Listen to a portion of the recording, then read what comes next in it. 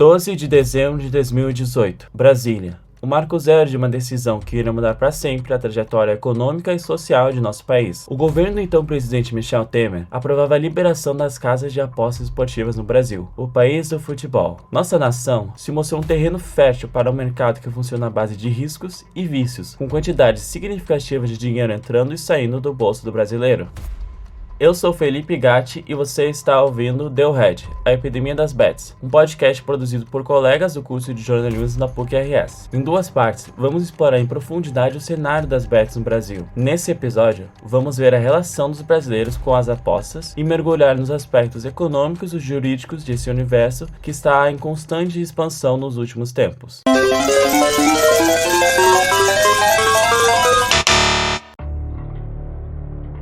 Antes de começar, eu vou tirar um pouco do seu tempo para lhe fazer algumas perguntas. Você já viu alguém apostando num espaço público ou até mesmo em um lugar como uma sala de aula? Quantas propagandas de bets você vê enquanto rola o feed de suas redes? Você já chegou a ver alguma na televisão ou na rádio?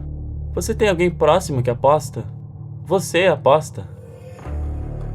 Pois é, o que antes se achava apenas um site de qualidade duvidosa passou a se expandir para vários cantos da internet e da vida real. As bets realizaram uma operação tão eficiente e tão bem pensada para inserir suas plataformas na consciência pública que fica até difícil de lembrar como tudo era antes delas dominarem. Embora agora sejam feitas com a facilidade da internet, o brasileiro sempre foi muito seduzido pelas promessas das apostas. Eles viam nelas uma oportunidade de ganhar mais dinheiro e subir na vida. Escapava completamente de suas realidades de trabalho duro para ganhar pouco. É verdade que você gasta todo o seu dinheiro que você ganha em jogo? Não, Araci. Você sabe, eu já gostei muito de jogar no tempo que eu era pobre, para ver se eu arranjava algum. Que é uma ilusão, todo mundo faz assim. Todo mundo faz isso. A gente, quando é pobre, a gente quer ir para ver se ganha. Entre o jogo do bicho, os bingos, caça-níqueis e as corridas de cavalo, sempre foram inventadas novas formas de tirar dinheiro dos apostadores. O próprio jogo do bicho só poderia ter nascido em um país como o Brasil. Ele teve seu início durante uma grave crise do comércio durante os primeiros anos da República, que fez com que o barão João Batista Viana Drummond, dono de um zoológico no Rio de Janeiro, começasse a premiar aquele visitante que tivesse o bilhete com a figura do animal sorteado do dia. Uma outra modalidade que marcou muito o mercado de jogos de azar no Brasil é o bingo. Mesmo que seja visto com bom humor e leniência por muitos, principalmente por ter idosos como seus principais apostadores, com o tempo acabaram desenvolvendo compulsões dos jogos. Compulsões para pegar os números sorteados em suas cartilhas. O tema do vício em jogos de azar é corriqueiro na literatura, nos filmes, na música e na arte. Afirmam os biógrafos que Dostoiévski tratou do seu próprio vício escrevendo Um Jogador, em que o narrador protagonista é preso pelo não pagamento de suas dívidas. A excitação e compulsão gerada pelos altos e baixos do jogo da roleta terminam por substituir qualquer outro desejo ou ambição do narrador. Experimentava uma espécie de febre e joguei todo aquele monte de dinheiro no vermelho. Quando de chofre, recobrei a consciência. Foi a única vez, durante toda a noite, que o medo me gelou, manifestando-se por um tremor das mãos e dos pés. Senti com horror e tomei consciência instantaneamente do que significaria para mim, naquele instante, perder. Era toda a minha vida que estava em jogo.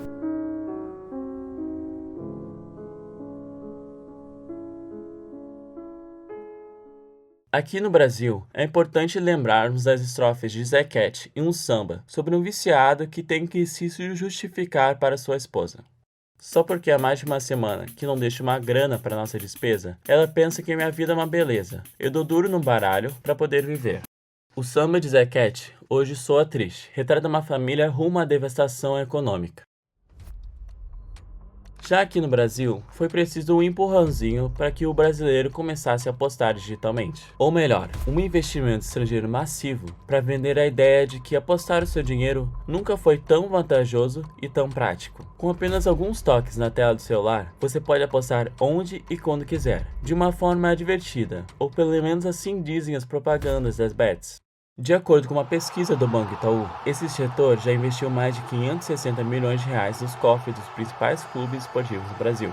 Tudo isso para estampar seus logotipos nas camisas, para que todos os torcedores vissem e começassem a apostar no time de paixão.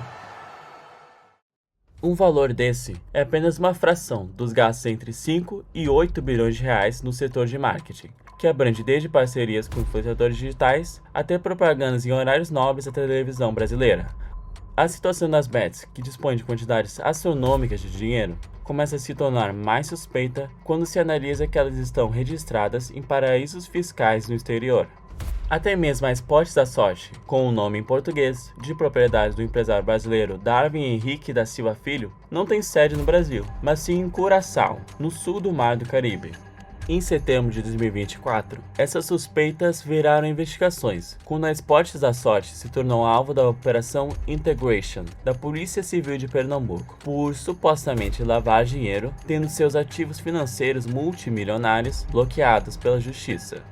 Os maiores propagandistas de bets nas redes também foram alvos dessa operação. A advogada e influenciadora digital Deolane Bezerra chegou a ficar 20 dias presa num presídio de Pernambuco. Já o sertanejo Gustavo Lima foi investigado por supostamente usar de sua produtora musical para lavar dinheiro da Vai de Bet, uma nova casa de apostas do qual é dono de 25% do negócio. Ele chegou até mesmo a ter um mandado de prisão preventiva emitido pelo estado de Pernambuco, que acabou sendo revogado. Embora todos esses respondam à investigação em liberdade, a Operação Integration dividiu da seguinte forma a situação das bets no Brasil, antes e depois. A partir daquele momento, a regulamentação do governo para controlar seu avanço agressivo, que abriu brechas para diversos crimes, começaria a ser discutida e implementada de forma séria. Quem explica mais pra gente sobre a situação jurídica das bets no Brasil é o advogado especializado em direito esportivo Andrei Kampf. As bets ou empresas de apostas esportivas online, por força da regulamentação que veio só recentemente, estão obrigadas a estarem cadastradas junto à Secretaria do Ministério da Fazenda para poder continuar operando no ano de 2025. Essa habilitação foi feita até o mês de agosto. Aquelas que não se habilitaram até o mês de agosto não vão poder operar a partir do ano que vem. O problema todo no Brasil é que a gente tem uma atividade legalizada desde 2018, um dos últimos atos legislativos do governo Temer, que sancionou a lei das apostas, mas com um grande asterisco. Teria que haver uma regulamentação e uma fiscalização. O Brasil esperou 6 anos para regulamentar e ainda não está fiscalizando esse tipo de atividade. Como bem disse o advogado, a partir de janeiro de 2025, o cenário já vai ser outro, muito mais regulamentado que antes. As bets vão precisar de licenças para operar, tendo de começar a pagar impostos. A Secretaria de Prêmios e Apostas do Ministério da Fazenda liberou para que 205 bets pertencentes a 93 empresas continuassem operando, mas apenas 3 plataformas para cada empresa, pagando 30 milhões de reais para cada uma dessas. A Secretaria também estabeleceu outras regras essenciais para o futuro do mercado no Brasil. Entre elas está a obrigação de permitir que apostas sejam feitas apenas em débito, não podendo fazer em crédito, e também de regulamentar as propagandas para que elas não sejam enganosas. A quantidade expressiva de bets que buscam pela autorização do governo é um dos principais indicadores de que esse mercado se tornou uma verdadeira epidemia. Inclusive, essas medidas são bem-vindas até mesmo dentro do universo das bets, mas pelos apostadores responsáveis. Quem fala mais sobre o estilo de vida de ser um apostador responsável, que vê nas bets apenas um hobby e uma forma de complementar responsavelmente a sua renda, é Rafael Kutter. Considero, assim, um hobby sério, sabe? Porque, assim, de qualquer forma, a gente tá tratando de dinheiro aqui, e quando tá tratando de dinheiro, você tem que ter uma certa seriedade, um plano traçado, tudo isso certinho, porque senão, assim, você é devorado pelo mercado, né? Eu não tenho planos para virar, assim, apostador em tempo integral. Eu, pelo menos, eu sugiro para todo mundo que vem comentar comigo sobre apostas, para isso não ser a sua única, nem a sua primária fonte de renda. Porque, assim, você pode ter meses muito bons e você acabar ganhando bastante dinheiro, mas você pode ter meses muito ruins e aí você... não é que você não ganha nada, é que você perde o que você tem. Então, assim, é muito importante você ter uma outra fonte de renda ali para ser a sua fonte de renda primária e constante. Obviamente, a gente tem apostadores profissionais, gente que roda grupos e, assim, faz a vida com isso. Normalmente essas pessoas, elas também têm uma renda fixa, só que essa renda, ela é do próprio grupo, né? Assim, ela cria um grupo de apostas e, assim, tem uma mensalidade que você precisa pagar, e aí a renda dessa pessoa, ela é das mensalidades. Então, mesmo se ela tiver um mês ruim nas apostas, ela ainda tem o dinheiro da mensalidade ainda para gerar a subsistência dela.